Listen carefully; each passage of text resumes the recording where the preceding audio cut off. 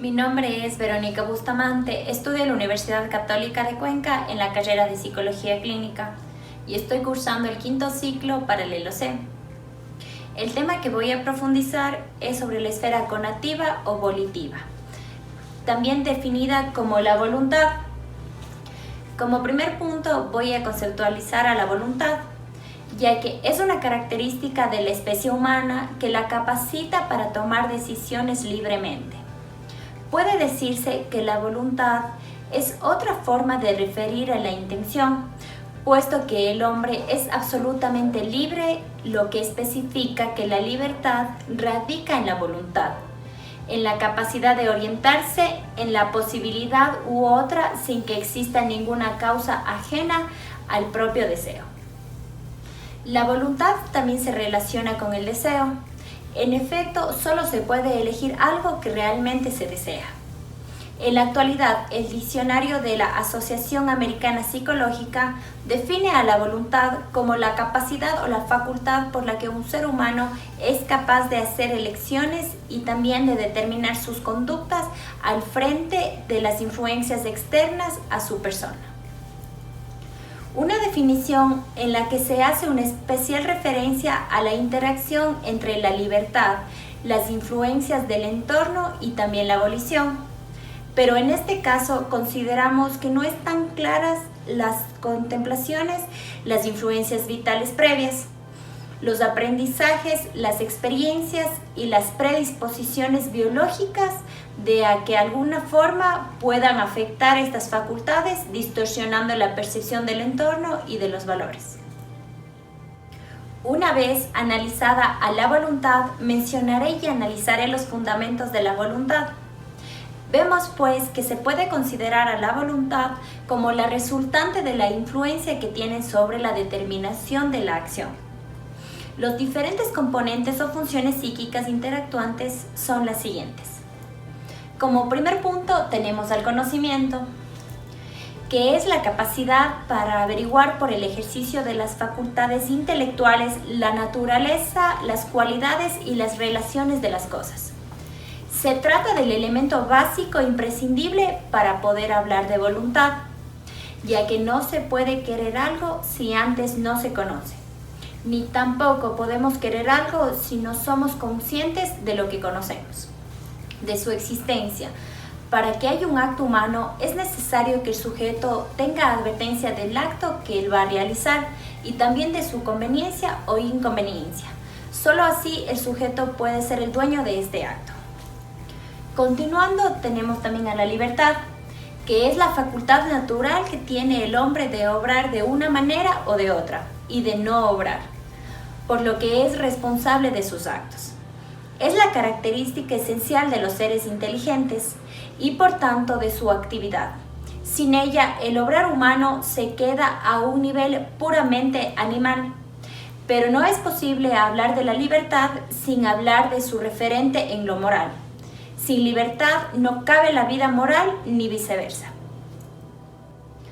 Como tercer punto se encuentra la motivación, es decir, dar causa a un motivo para algo, explicar la razón que se ha tenido para hacer algo, disponer del ánimo de alguien para que se proceda de un determinado modo, pues sin ello nunca obraría la voluntad sin un motivo. Nos referimos a algo innegable e innecesario, una influencia del proceso educativo sobre la libertad y el conocimiento, y por ende sobre la voluntad. Avanzando con las características, encontramos también al control emocional. Se trata del control que es el dominio, mando o preponderancia de aquello que viene determinado por la emoción, que también se define como la alteración del ánimo intensa, agradable o penosa, que va acompañado de cierta conmoción somática. Al hablar de emoción, nos referimos al impulso vital que nos orienta hacia las cosas, que es de raíz instintiva y por lo tanto es algo primitivo en el hombre y necesariamente racional al que denominamos deseo. Y finalizando con los fundamentos de la voluntad, también nos centramos en las tendencias externas pero introyectadas. En línea de lo que venimos apuntando, estas tendencias marcadas por la cultura marcan en alto grado la normalización y la carga de significados que se le asignan a las acciones. En este punto se debería enfocar la educación de la voluntad de la misma manera que se le educa a la tradicional, es decir, la adquisición adecuada de conocimientos y de habilidades intelectuales, pero no tanto el dominio de sí mismo, porque dado que el hombre no es solo cabeza, se hace necesario educar otras capacidades personales, tales como la libertad, la decisión, sus posibilidades de relación social, su afectividad y su voluntad. Continuando con mi tema de exposición, analizaré la patología de la voluntad. En los trastornos cuantitativos encontramos por exceso a la hiperbulia, también llamada voluntad potente. Es una gran capacidad de decisión voluntaria del sujeto. Esta aparece en maníacos y en pacientes agitados.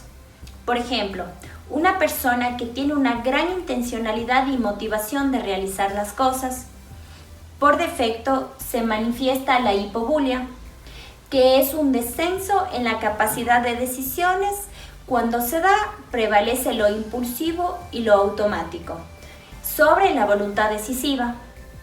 El hipobúlico puede tener interés en realizar los actos, pero carece de la energía necesaria para llevarlos a cabo. En este caso, la persona dice: sí, yo quiero tal cosa, pero no tengo fuerzas, me resulta muy laborioso. Por ejemplo, una persona que quiera compartir un momento ameno con sus amigos, tiene la intención de ir, pero no tiene mayor interés en asistir. También se encuentra la abulia, que es la falta de la voluntad, la anulación total. El paciente está sumido en la inactividad total. Quedan solo los instintos primarios. Se puede dar en ciertas formas de esquizofrenia y también en la depresión. Esto puede ir desde la necesidad de buscar un trabajo para obtener recursos económicos y mantenerse, hasta la necesidad de comenzar a llevar a cabo una serie de actividades. Por ejemplo, estudiar para un examen y finalmente terminar una carrera universitaria, etc. También encontramos los trastornos cualitativos. Como un primer punto se encuentra el negativismo, que se caracteriza por una actitud oposicionista y una negación a realizar algo. En el negativismo activo, el sujeto tiende positivamente a hacer lo contrario de lo que se espera de él, mientras que en el negativismo pasivo, el sujeto simplemente se abstiene de colaborar. Por ejemplo, una madre de familia puede pedir a su hijo que realice una actividad doméstica y por otra parte el hijo se va a negar rotundamente en realizar tal actividad. También nos enfocamos en la obediencia automática, que es un tipo de alteración en la cual el sujeto realiza de manera inmediata y pasiva las indicaciones u órdenes que se les dé. Su voluntad carece en absoluto de autonomía y de la elaboración, llegando a cumplirse las órdenes aun cuando éstas acarreen consecuencias penosas para el sujeto. Existe una ausencia de autonomía en la elaboración de la voluntad. También se encuentra la vivencia de influencias sobre la voluntad. Aquí el paciente refiere que se le está influyendo desde afuera para que realice un acto, que sus acciones están impuestas por alguien externo a él. También nos enfocamos en la sugestionabilidad, que es un trastorno más afectivo que avolitivo. Son actos que el sujeto realiza y que por ende le son sugeridos sin que intervenga la voluntad del mismo. Encontramos también la ambivalencia volitiva, que es caracterizada por no saber elegir, ya que se evidencia una indecisión que viene de la resultante de dos tendencias volitivas. Por último, se evidencia a la ataxia, que se define como la disolución de la voluntad debido a la disolución entre sentimientos, pensamientos y la voluntad del sujeto, que hace una cosa distinta y contraria a la que realmente quiere con conciencia de la situación. Esto se puede dar en pacientes con esquizofrenia y también en pacientes obsesivos.